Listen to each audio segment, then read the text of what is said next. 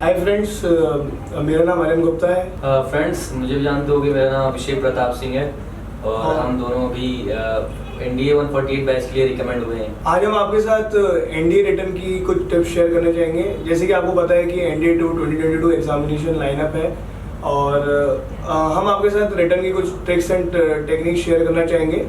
और मैं अभिषेक से उसकी इंग्लिश की टेक्निक्स, इंग्लिश के पेपर की और उसने कैसे रिटर्न में इंग्लिश को स्ट्रेटेजाइज किया था वो पूछना चाहूँगा। इंग्लिश के लिए मैंने पिछले 10 साल के क्वेश्चन पेपर्स को मैंने रेफर किया था, क्योंकि बेसिकली हम लोग को क्या होता है, जब हम लोग 12th में होते हैं तो हम लोग को काफ़ी नॉलेज हो जाता है 12th तक। तो हम लोग को बस क्या चाहिए होता है, प्रैक्टिस चाहिए होती है कि हाँ कैसे, क्योंकि जो एरर्स वाले क्वेश्चन होते हैं और सिनोनिम्स एंटोनिम्स होते हैं, तो बेसिकली हम लोग को क्या चाहिए होता है, हम लोग को प्रैक्टिस चाहिए होती है जिससे कि हम लोग उसके यूज टू हो जाए।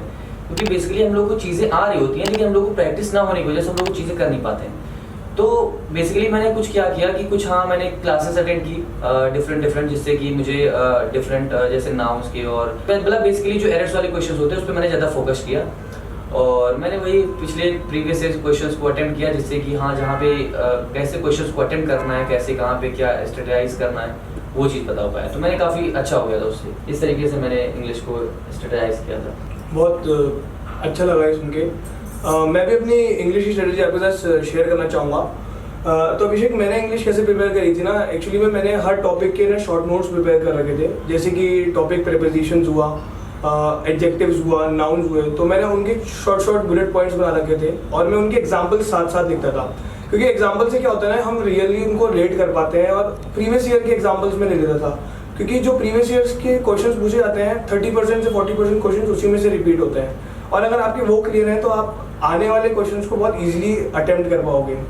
और मैंने देखा था कि जो एरर के क्वेश्चंस होते हैं वो बड़े ट्रिकी होते हैं और उनमें मार्क्स बहुत जल्दी लूज हो जाते हैं और गेन भी बहुत जल्दी हो जाते हैं। और उनमें डाउट, अगर हम डाउटफुली अगर मार्क करते हैं तो रिस्क और चांस ऑफ नेगेटिव मार्किंग बहुत हाई रहता है उनमें। तो उनको बहुत कॉन्फिडेंटली करना बहुत जरूरी रहता है, क्योंकि सिनोनिम्स और एंटोनिम्स कहीं ना कहीं हम रिलेट कर पाते हैं और हम आंसर्स कर देते हैं। लेकिन एरर्स के क्वेश्चन के लिए प्रॉपर स्ट्रेटजी और प्रॉपर नोट फॉलो करेंगे तो हम उसको अच्छे तरीके से सॉल्व कर पाएंगे। ओके आर्यन, बेसिकली मैं जानना चाहता हूँ तुमने कैसे मैथ्स के लिए स्ट्रेटेजाइज किया था, क्योंकि मैथ्स जो है काफ़ी मतलब 300 मार्क्स का मैथ्स ही होता है, 300 मार्क्स का। और उसके बाद ये होता है कि उसमें काफ़ी लंबा सिलेबस होता है, 11-12 का पूरा होता है। तो कैसे तुमने उसके लिए प्रिपेयर किया था मैथ्स के लिए? काफ़ी अच्छा सवाल पूछा अभिषेक। मैथ्स के लिए मैंने एक्चुअली क्या किया था, मैंने पूरा सिलेबस डिवाइड कर दिया था। एक पेपर में पहले जब मैं पढ़ना स्टार्ट किया था मैंने पूरा पेपर डिवाइड कर दिया, क्योंकि 11th और 12th का जो सिलेबस था वो पूरा एक साथ ही हमें कवर करना था। और तो मैंने पहले सारा डिवाइड कर दिया। फिर मैंने वो चैप्टर्स उठाए जो मेरे सबसे स्ट्रॉन्ग थे, जो कि मुझे लगता था कि मेरा उन पर कमांड अच्छा है बहुत। जैसे कि कैलकुलस का थोड़ा पोर्शन हो गया, इजी चैप्टर्स हो गए जैसे कि परम्यूटेशंस एंड कॉम्बिनेशंस हो गया, स्टैटिस्टिक्स हो गया, प्रोबेबिलिटी हो गया, बाइनोमियल थ्योरम हो गया।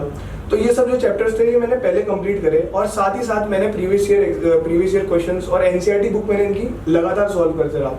ओके, और साथ ही साथ मैं सैम्पल क्वेश्चंस भी सॉल्व करता था, जो कि बहुत सारी बुक्स को रेफर किया मैंने और उनमें अवेलेबल रहते थे। तो उन क्वेश्चन को जब मैं सॉल्व करता था तो मेरे अंदर एक कॉन्फिडेंस बिल्ड होता रहता था धीरे धीरे की, और मेरा टाइम मैनेजमेंट भी मेरे को पता लगता था कि मैं एक क्वेश्चन को कितनी जल्दी सॉल्व कर पा रहा हूँ। क्योंकि एनडीए में एक्चुअली क्या है ना कि एनडीए में ज़्यादा क्वेश्चंस को अटेम्प्ट करना और सही अटेम्प्ट करना बहुत ज़रूरी है, क्योंकि 120 क्वेश्चंस होते हैं और 120 क्वेश्चंस में अगर हमें क्लियर कट पेपर करना है तो हमें कम से कम 90 क्वेश्चंस तो अटेम्प्ट करने ही चाहिए। तो ये स्ट्रेटेजी रहती थी। और जहाँ तक बात रही और मैथ्स को सही करने की, तो मैंने मैथ्स के बहुत शॉर्ट नोट्स बना रखे थे और मैंने उनको अपने आसपास की दीवार पे चिपका रखा था। मैं शॉर्ट फॉर्मूलाज लिख लेता था हर चैप्टर के नीचे बुलेट पॉइंट्स बनाकर, वॉल पे उनको रिमेंबर करता रहता था। और साथ ही साथ जब भी मैं अगर कोई एक चैप्टर करता था, कोई चैप्टर अगर रिवाइज करता था, तो मैं पहले फॉर्मूलाज पढ़ लेता था और फिर मैं चैप्टर सॉल्व करने के लिए आता था। तो जिससे होता क्या था ना कि मैं इलस्ट्रेशन भी समझ पाता था और मेरे कंसेप्ट भी क्लियर रहते थे। तो मैं दोनों तरफ से क्लियर रहता था। और लास्ट में जब एग्जाम 15-20 डेज बाद था तो मैं लगातार एग्जाम्पल्स देता गया। तो लास्ट के 15 डेज को कवर अप करने के लिए मैंने प्रीवियस ईयर पेपर्स लगाए बहुत सारे, और मैं लगातार एक दिन में 2 पेपर कम से कम सॉल्व करता था। और जो मेरे से क्वेश्चंस नहीं होते थे मैं उनको लास्ट के लिए मार्कअप करता था और मैं उनको लास्ट के 1 घंटे में सॉल्व करने की कोशिश करता था, क्योंकि वो क्वेश्चंस थे जो मेरे को उस टाइम पे क्लिक नहीं हो रहे थे। और लास्ट में मैंने उन क्वेश्चंस को नोट करके रख रखा था, और जब पेपर 5 से 10 दिन बचा था तो मैंने सिर्फ वही क्वेश्चंस देखे और वही फॉर्मूला रिवाइज किया और लास्ट में पेपर देकर आया। और मेरे मैथ्स में होपफुली मेरे अच्छे मार्क्स स्कोर हुए थे और मैं अच्छा कर पाया था ये स्ट्रेटेजी फॉलो करने के बाद। ओके, तो बेसिकली अरुण मैंने क्या किया था कि जैसे मैंने काफ़ी सारे चैप्टर्स होते हैं तो मैंने उसको ऐसे डिवाइड कर लिया था, क्योंकि बहुत से चैप्टर्स होते हैं जिनसे केवल एक दो क्वेश्चन ही आते हैं। तो मैंने कोशिश ये की थी कि उन चैप्टर्स पे ज़्यादा फोकस नहीं करना है। जैसे ट्रिग्नोमेट्री है, काफ़ी क्वेश्चन उससे आते हैं, हर साल आते हैं। तो ऐसे चैप्टर्स जो थे, ट्रिग्नोमेट्री हो गया, सेट्स हो गया, तो ऐसे चैप्टर्स पे मैंने ज़्यादा फोकस किया था। तो मैंने जो 10-12 चैप्टर्स ऐसे होते हैं, इस पर मैंने ज़्यादा टाइम दिया था। और इन चैप्टर्स को पढ़ने के बाद मैं क्या करता था कि पिछले ईयर्स के जो क्वेश्चंस होते थे, प्रीवियस ईयर क्वेश्चंस, उसको रेफर करता था। और कोशिश ये करता था कि जो क्वेश्चंस फॉर्मूले वाले हैं, जैसे कि बहुत से क्वेश्चन जो होते हैं एनडीए में फॉर्मूले बेस्ड होते हैं, जो सिंपल फॉर्मूला पुट करो और वैल्यू निकालो, ऐसे सॉल्व हो जाता है। तो कोशिश ये की थी कि वो जो क्वेश्चंस आते हैं ना, वो गलत नहीं होने चाहिए। क्योंकि कभी कभी होता है कि हम लोग जो बहुत ईजी क्वेश्चन होते हैं उसमें फॉर्मूले हम लोग को याद नहीं आ रहे होते हैं एग्जाम के टाइम पे। तो मैंने कोशिश, जैसे तुमने बताया ना कि हम लोग चिपका लेते हैं फॉर्मूलेज, तो मैंने भी कोशिश वैसा ही किया था कि मैंने भी फॉर्मूलेज चिपका लिए थे हर चैप्टर्स के जो मेन होते हैं, जिससे कि वो वाले क्वेश्चन जो है ना, जो 30 सेकंड में सॉल्व हो जाते हैं, वो क्वेश्चन गलत नहीं होने चाहिए। और दूसरी चीज़, जो मेन चैप्टर्स हो गए, जैसे ट्रिग्नोमेट्री हो गया, अपना सेट्स हो गया, और भी ऐसे जो चैप्टर्स हैं, तो उस पर मैंने अच्छी कमांड कर ली थी। तो जिससे, क्योंकि बेसिकली आपको क्वालिफाई करने के लिए मैथ्स का पेपर जो है वो 30% चाहिए होता है मार्क्स का। तो बेसिकली अगर आप 60 क्वेश्चन भी सही कर देते हो तो भी आप पार कर जाते हो, लेकिन अगर आपको अच्छे नंबर लाने तो 80 तक आ जाते हैं, 75 तक। तो ऐसे अगर स्ट्रेटेजी करते हैं ना, कि जैसे कि 12-15 चैप्टर जो जिसमें ज़्यादा क्वेश्चन आते हैं, बेसिकली 8 क्वेश्चन, 7 क्वेश्चन, 6 क्वेश्चन आते हैं मैक्सिमम, और हर साल आते हैं, तो उन चैप्टर्स को अच्छे से कमांड कर लिया था मैंने, और कर लिया था जिससे कि मेरे मैथ्स में अच्छे आ जाए। तो मैंने 75 to 80 क्वेश्चन सही कर दिए थे, और जो कि हो जाता है अगर बेसिकली आप प्लानिंग करो और जो मेन इंपॉर्टेंट चैप्टर्स है प्रीवियस ईयर्स को, पेपर क्वेश्चंस को रेफर करो, तो इजीली सॉल्व हो जाता है। बहुत सही अभिषेक, तुम्हारी स्ट्रेटेजी सुन के मेरे को काफ़ी अच्छा लगा। आज तुम्हारी जीएटी की स्ट्रेटेजी क्या थी? क्योंकि जीएटी की स्ट्रेटेजी हर कोई पूछता है मुझसे भी, और तो मैं तुम्हारी जानना चाहता हूँ, तुमने जीएटी को कैसे प्रिपेयर किया? यस, अरे मैंने क्या किया था कि मुझे ऐसा लगता था कि मेरी मैथ्स उतनी अच्छी नहीं है, तो मुझे क्या करना पड़ेगा कि मुझे जीएटी में ज़्यादा नंबर लाना होगा, क्योंकि जीएटी में एक क्वेश्चन सही करो 4 नंबर मिलते हैं, है ना, और काफ़ी सारे क्वेश्चन होते हैं, तो 150 क्वेश्चन होते हैं। तो बेसिकली मैंने जीएटी के लिए क्या किया था, मैंने कि लेक्चर्स मैंने अटेंड किए थे टीचर्स की। तो लेक्चर्स अटेंड करने के बाद मैंने क्या किया था कि क्वेश्चंस मैंने प्रीवियस ईयर उसकी भी मैंने बुक ले रखी थी। तो मैंने ज़्यादातर कोशिश क्या किया था, मैं प्रीवियस ईयर क्वेश्चन जितने भी अभी तक आए हैं पिछले 10 साल में, हर साल में 2 पेपर होते हैं, तो मतलब अगर पिछले मैं 9 ईयर्स 10 ईयर्स से देखूँ तो 20 पेपर्स हो गए। तो मैं बेसिकली मैंने क्या किया था, जैसे मैंने एक चैप्टर पढ़ा, जैसे रेस्पिरेशन है, ये सेल्स है ना, साइंस में, उसके बाद मैंने क्या किया, उससे जितने भी क्वेश्चन उससे रिलेटेड पहले आए थे मैंने वो सॉल्व कर लिया, देख लिया उसको अच्छे से। वैसे ही सेम, और जैसे कि हिस्ट्री के हो गए, तो हिस्ट्री में पिछले मतलब कि एंशिएंट हिस्ट्री से कितने क्वेश्चंस आए हैं और कौन कौन से क्वेश्चंस आए, उनको अच्छे से प्रिपेयर कर लिया। मेडिवल के कितने आए, एंशिएंट के ज़्यादा तो नहीं आते, मेडिवल भी ज़्यादा नहीं आते, तो मैंने उसको उतना नहीं देखा था। मैंने मॉडर्न पे ज़्यादा फोकस किया, क्योंकि 12-13 क्वेश्चन उसी से आ जाते हैं। तो मैंने मॉडर्न के लिए मैंने क्या किया था कि पहले मॉडर्न मैंने पढ़ा, पूरा खत्म किया, और उसके बाद क्या किया कि मॉडर्न के जितने क्वेश्चंस आए थे मैंने उसको सारे पिछले 10 साल जितने आए थे उसको अच्छे से देख लिया, पढ़ लिया, कर लिया। वैसे ही सेम फॉर्मूला मैंने साइंस के लिए भी अप्लाई किया था, सेम फॉर्मूला मैंने और जो डिफरेंट पार्ट्स है जैसे साइंस के लिए भी मैंने किया था। तो बेसिकली मैंने क्या किया, पहले मैंने जो कंटेंट है उसको पढ़ा, और उसके बाद उससे जो क्वेश्चंस बनते हैं, जो क्वेश्चन आते हैं, मैंने उनको रेफर किया, उनको पढ़ा, उनको देखा, और इस हिसाब से मैंने उसको प्रिपेयर किया था जीएटी। तुमने कैसे किया था? एक्चुअली में क्या था ना कि मुझे पता था कि जो जीएटी का पोर्शन है वो मेरा इतना स्ट्रॉन्ग है नहीं, और मैथ्स मेरी स्ट्रॉन्ग थी। तो जीएटी में मैंने ज़्यादा फोकस साइंस पर रखा था, मैंने ज़्यादा फिजिक्स प्रिपेयर करी थी, केमिस्ट्री अच्छी प्रिपेयर करी थी, बायोलॉजी भी मैंने कर ली थी थोड़ी बहुत, लेकिन मुझे पता था कि मैं ज़्यादातर मार्क्स मैथ्स में खींच लूँगा। तो मैंने मैथ्स को जितना टाइम मैं जीएटी पे था मैंने उससे ज़्यादा टाइम फिर मैथ्स पे दिया, क्योंकि मैथ्स फर्स्ट पेपर 1 है, तो उसको क्वालिफाई करना भी बहुत ज़रूरी रहता है, और कहीं ना कहीं उसने पेपर में मेरे को हेल्प भी किया था। और जो फिजिक्स केमिस्ट्री के क्वेश्चंस थे वो काफ़ी इतने ज़्यादा लेवल के आते हैं नहीं, खैर, तो वो अगर आप बेसिक्स भी पढ़ते हैं एनसीईआरटी लेवल का तो भी सॉल्व हो जाते हैं। और बाकी जीएटी की बात रही तो ज्योग्राफी और सिविक्स में पढ़ के गया था, क्योंकि सिविक्स और ज्योग्राफी की थोड़ी इंपॉर्टेंस एसएसबी में भी आती है थोड़ी बहुत, क्योंकि उसकी प्रॉक्सिमिटी के क्वेश्चन और उसके डोमेन के क्वेश्चन हमारे साथ एसएसबी में पुटअप किए जा सकते हैं। तो वो मैंने थोड़ी बहुत रेफर करी थी, लेकिन हिस्ट्री मैंने छोड़ के गया था, टू बी ऑनेस्ट मैंने हिस्ट्री छोड़ दी थी पूरी, क्योंकि लास्ट टाइम में मेरे पास इतना टाइम भी नहीं था, और एज अ ट्रेंड में देख रहा था कि हिस्ट्री से ज़्यादातर सवाल, इतने डीप सवाल ज़्यादा पूछे भी नहीं जा रहे हैं, और जो पूछे जा रहे हैं वो बहुत ज़्यादा हाई लेवल सवाल हैं जो कि मेरे आउट ऑफ बाउंड थे। तो मैंने अपनी डोमेन देख ली थी, और मैंने अपना सर्कल क्रिएट कर लिया था कि जो मैं कर सकता हूँ मैंने वो किया जीएटी में, और मेरे लिए वो स्ट्रेटेजी वर्क भी कर गई। जो सब्जेक्ट्स मैंने प्रिपेयर करे थे उसके मैंने मैक्सिमम क्वेश्चन अटेम्प्ट किए, और फिर मैं पेपर अपना क्लियर भी कर पाया। तो मेरी जीएटी की स्ट्रेटजी तो यही थी। ओके, तो देखा आपने जैसे कि अरिन की स्ट्रेटजी ये थी कि इन्होंने मैथ्स पे ज़्यादा फोकस किया था, क्योंकि इनका मैथ्स स्ट्रॉन्ग पॉइंट था। मैथ्स पे ज़्यादा नंबर स्कोर करने की कोशिश की, जीईटी में उतना फोकस नहीं किया क्योंकि इनको मैथ्स स्ट्रॉन्ग था। मेरे साथ क्या था कि मैथ्स मुझे लग रहा था कि शायद मेरी थोड़ी वीक है, मैथ्स में उतने अच्छे नंबर नहीं ला पाऊँ।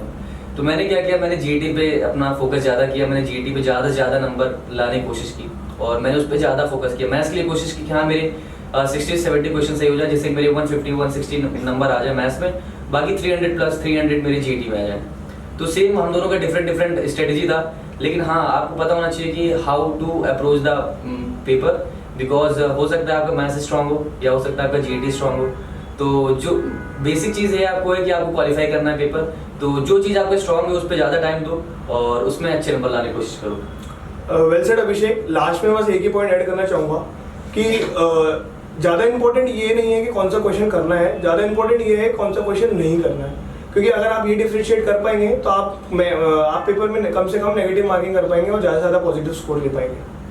यस बिल्कुल, आई एग्री विथ हिम। तो फ्रेंड्स कितने घंटे, अरे मैं तुमसे पूछना चाहता हूँ कि कितने घंटे तुमने पढ़ाई की थी एग्जाम के लिए, प्रिपरेशन के लिए? टू बी ऑनेस्ट मैं कम से कम 3 से 4 घंटे तो पढ़ता ही था। बस 3 से 4 घंटे में मैं इतना एफिशिएंटली और स्ट्रेटेजिकली पढ़ लेता था कि मेरा पूरे दिन का काम हो जाता था। उसमें मैं रिवीजन भी कर लेता था, नोट्स भी बना लेता था, प्रिपेयर कर लेता था सारी चीज़ें। और खैर ज़्यादातर दिन मैं मैथ्स में पढ़ता था और मैथ्स में मेरा इंटरेस्ट भी था, तो मैं ज़्यादा बोर भी नहीं होता था और मैं फ्लो में एक साथ बैठ के एक सीटिंग में निकाल लेता था 3 से 4 घंटे मैथ्स के लिए। और जीईटी मैं अपने फ्री टाइम में पढ़ता था रात को, जैसे कि मेरे पास 2 घंटे का एक्स्ट्रा ब्रेक रहता था, तो मैं उस टाइम में जीईटी रेफर कर लेता था, थोड़े ऊपर से बुक्स रीड कर लेता था, थोड़ा इंग्लिश अपना अच्छा कर लेता था, थोड़े इंग्लिश के नोट्स प्रिपेयर कर लिया करता था। तो ये मेरी स्ट्रेटजी रहती थी और मैक्सिमम ही मैं 5 घंटे तो पढ़ता ही था कम से कम। ओके, सो मेरी स्ट्रेटजी कुछ ऐसी थी कि मेरा मतलब ऐसा कुछ, मैं ऐसा स्टूडेंट था, मेरा कोई ऐसा फिक्स टाइम नहीं था कि हाँ मुझे डेली 3 घंटे 4 घंटे 5 घंटे पढ़ना है। हाँ मतलब कि मुझे लगता था कि आज मुझे ये टॉपिक खत्म करना है, तो फिर चाहे 3 घंटे लगे, चाहे 4 घंटे लगे या 5 घंटे लगे, तो मुझे टॉपिक खत्म करना है। तो मतलब कोई ऐसा नहीं था कि हाँ कितने घंटे पढ़ना है या कितने घंटे करना है। बेसिकली हाँ मुझे ये करना है, मेरे पास इतना लिमिटेड टाइम है, तो आज मुझे ये चीज़ खत्म करनी है तो खत्म करनी है। तो बेसिकली ऐसा था, तो कोई ऐसा फिक्स टाइम नहीं था कि हाँ कि इतने घंटे पढ़ना है, इतने घंटे पढ़ना। बेसिकली इतना ही था कि हाँ ये चीज़ करनी है। और लास्ट टाइम जब लास्ट मोमेंट आता है एग्जाम से 20 डेज बैक, तो मुझे याद है मैंने काफ़ी सारे मॉक टेस्ट भी दिए थे, लगभग 21 मॉक टेस्ट मैंने अटेम्प्ट किए थे मैथ्स में और जीईटी दोनों के। वहाँ से मुझे काफ़ी कुछ सीखने को मिला था। वहाँ से मैं ये समझ पाया था कि मेरे पॉजिटिव पॉइंट्स क्या है, किस चैप्टर और किस टेक्निक और किस टॉपिक में मुझे ज़्यादा टाइम लग रहा है क्वेश्चन सॉल्व करने में, कौन से फॉर्मूला जो है वो मुझे ईगरली और एट द मोमेंट याद नहीं आ रहे हैं, तो मैं वो टिक कर लेता था क्वेश्चन और वो लास्ट में मैं उनको रेफर करता था।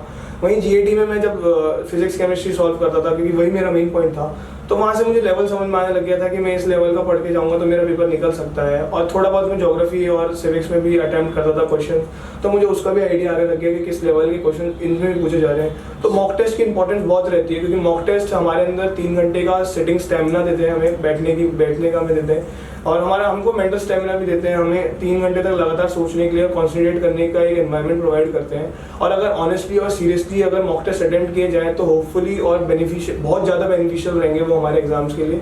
जैसे कि अभिषेक भी बताएंगे कि उसने भी मॉक टेस्ट काफ़ी दिए ही होंगे, क्योंकि हर एस्पिरेंट जो होता है वो मॉक टेस्ट जो होता है वो पूरा एक एनवायरनमेंट क्रिएट कर देता है हमारे लिए एज अ रियल एग्जामिनेशन, ताकि हम जो है उस जो हमें जो क्या कहते हैं एनवायरनमेंट में जो चीज़ें हमें प्रोवाइड की जा रही हैं और जिस एनवायरनमेंट में हमें बैठने की कोशिश करनी चाहिए वो हम लास्ट मोमेंट तक करते रहते हैं और हम उसको अटेंड करने की कोशिश करते हैं। Okay, so aren't I also tell that I have also given mock test. तो बेसिकली मैं ये कहना चाहता हूँ कि मॉक टेस्ट देने का क्या फ़ायदा होता है कि जैसे हम लोग कितनी भी हम लोग नॉलेज हो, कितना भी हम लोगों ने पढ़ रखा हो, लेकिन जब हम लोग मॉक टेस्ट देते हैं ना तो हम लोग को रियल टाइम वो एग्जाम का एक फील आता है, क्योंकि हम लोग कॉन्टिन्यूसली 2.5 घंटे या 3 घंटे जो भी बैठ के एग्जाम देते हैं उस ड्यूरेशन में, तो बेसिकली क्या होता है हम लोग को काफ़ी नॉलेज होती है, लेकिन वो एग्जाम टाइम में ना हमको क्लिक नहीं कर रहा होता है वो आंसर। लेकिन जब हम लोग मॉक टेस्ट देते हैं ना तो हमको वो चीज़ें जो हम लोग उस टाइम पे गलत करते हैं वो हम लोग रियल एग्जाम गलत नहीं करते हैं। और दूसरी चीज़ ये है कि मॉक टेस्ट देने से हम लोग को काफ़ी ज़्यादा आइडिया हो जाता है कि हम लोग को इतने टाइम है और इतने टाइम हम लोग कितना कर पा रहे हैं। तो मॉक टेस्ट से सबसे अच्छा चीज़ यही होता है कि हम लोग अपने आप को एसेस कर पाते हैं कि हाँ हम लोग कहाँ स्टैंड कर रहे हैं। तो बेसिकली मॉक टेस्ट में कहूँगा कि हाँ सभी एस्पिरेंट्स को मॉक टेस्ट जरूर देना चाहिए, क्योंकि काफ़ी बार हम लोग से एक गलती हो जाती है, हम लोग लास्ट तक सिर्फ पढ़ते रहते हैं। हम लोग सोचते हैं अभी मेरा सिलेबस कंप्लीट नहीं हुआ। तो आई वांट टू से वन थिंग कि हम लोग हमेशा लगता है at the 1 day before exam भी ऐसा लगेगा कि सिलेबस कंप्लीट नहीं हुआ है। तो सिलेबस कंप्लीट होता रहेगा, लेकिन आप मॉक टेस्ट जरूर दीजिए, क्योंकि मॉक टेस्ट देने से क्या होता है कि काफ़ी चीज़ें क्लियर हो जाती हैं, आपको रियल टाइम एग्जाम का एक्सपीरियंस मिल जाता है और आपको टाइम मैनेज करना सीख जाते हो। बिल्कुल अभिषेक। सो इन द लास्ट हम NDA 2 2022 के सारे एस्पिरेंट्स को ऑल द बेस्ट बोलना चाहेंगे और हमारी गुड विशेस देना चाहेंगे। एंड बेसिकली हम लोग ये भी कहना चाहते हैं कि आप लोग अपने स्ट्रेंथ पे हमेशा मतलब कि उसी पे रहें, क्योंकि हो सकता है किसी और का कुछ और स्ट्रेंथ हो, जैसे अरिन का मैथ्स, मेरा GAT था, तो हम लोगों ने डिफरेंट स्ट्रेटजी बनाई, वो टाइम फोकस था, मैंने टारगेट सेट किया कि हाँ there was no time limit कि हाँ कितना पढ़ना है, क्या पढ़ना है, कैसे करना है, उसने अपने टाइम डिसाइड किया, हाँ मुझको 3 घंटे पढ़ना है, 4 घंटे इतना देना है सब्जेक्ट को। तो हर किसी का अपना अपना स्ट्रेटजी हो सकता है पढ़ने का, तो डोंट कॉपी कि हाँ उसने ऐसा किया तो सक्सेस मिला, नहीं मिला। सो बेसिकली आप किस चीज़ में कंफर्टेबल हो, कैसे आप उस चीज़ को कर सकते हो, सक्सेसफुल कर सकते हो, उस टास्क को कंप्लीट कर सकते हो सक्सेसफुली, वो आप पे डिपेंड करता है, आप कहाँ पे ईज फील करते हो, वो चीज़ करना है, that's the important thing. Of course. So we want to say all the best. We will yes. say all the best to all the aspirants for 2022 second NDA examination. Hope you will clear it with flying colors. All the best to all the aspirants for NDA 2 2022. Thank you. Thank you.